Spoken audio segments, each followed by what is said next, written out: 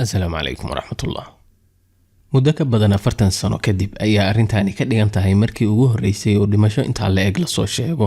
Hindiya ayaa waxay sheegteen dhinaceeda ka dhinteen 20 askari oo ku jiray Cornell markii ay iskacan qaadeen ciidamada Shiinaha habeenkii Isniinta.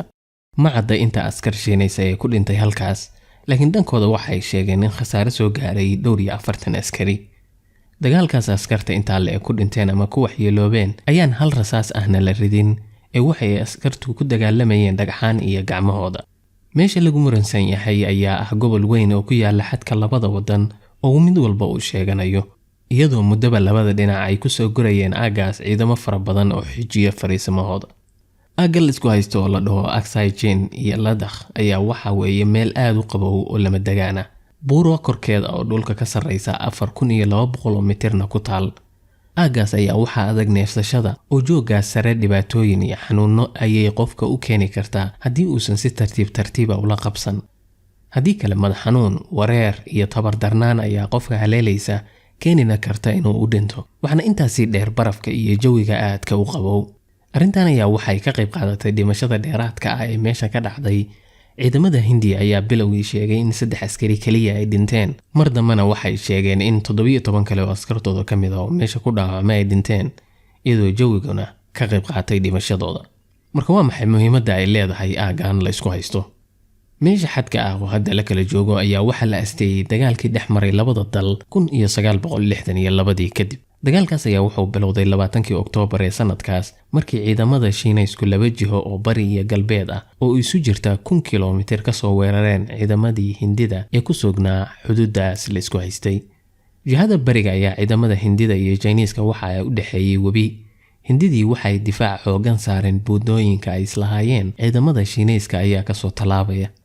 laakiin ciidamadii Shiinayska ayaanba isticmaaleen buundooyinkii oo waxa ay baabuurtoodii waaweyneed soo marsiiyeen webiga dhexdiisa oo xilligaas biyo badan aysan marayn, iyagoo mugdiga habeenkii kaashanaya. aroortii ayaa Shiinaysku madaafiic ku garaaceen meelihii ay fadhiyeen ciidamada Hindidu. dagaal muddo qaatay ayaa meeshaas ka dhacay, iyadoo guulo ka gaareen ciidamadii Shiinaysku, taasoo ku khasabtay ciidamadii Hindida inay u farxadaan wadanka Bhutan. qaybtii galbeedkana sidaas oo kale ayaa loo jabiyay ciidamadii Hindida oo 4 maalmood gudahood ayaa Shiinaysku ku qabsadeen badanaa dhulkii la isku haystay.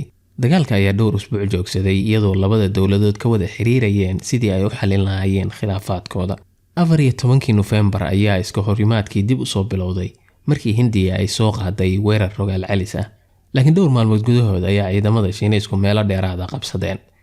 intaas kadib ayaa wuxuu Shiinuhu iclaamiyay xabad joojin, gadaalna u noqday. dagaalkaas ayaa ciidamada lugta kaliya ah ka qayb qaateen oo ciidamada cirku kuma jirin.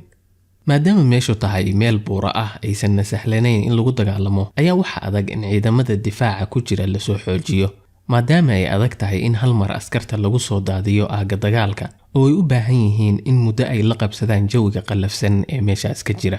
waana waxa keentay in dagaalkaas ay askar yar oo 20,000 ilaa 30,000 ah oo labada dhinacba ah ay ka soo saftaan. meesha ilaa waagaas la kala joogay oo loo yaqaan line of control ayaa u ah xuduudda labada wadan, inkastoo dhul intaas ka badan ay dawlad walba sheeganayso. tan iyo waagaas nabad ay ku wada joogeen labada ciidan. waxa waayadatan soo celiyay muranka labada dhinac ayaa ah inay rabaan inay meelaha ay maamulaan ka dhistaan wadooyin iyo infrastructure kale gedisan. laakiin dhinac walba wuxuu ka baqayaa in dhinaca kale gobolka uga awood roonaado, maadaama mashruucyadaas u fududaynayaan cidda fushata inay si fudud u taageeraan ciidamadooda halka ka jooga. marka mar walba oo dhismo yimaado xadka la isku haysto ee labada wadan ayaa muran yimaada. mararka qaarkoodna ciidamadu gacanta ayay isula tagaan iyagoon hal xabad isku ridin, laakiin dhacdadii u dambeysay ayaa dhalisay dhimasho iyo dhaawac aad u fara badan.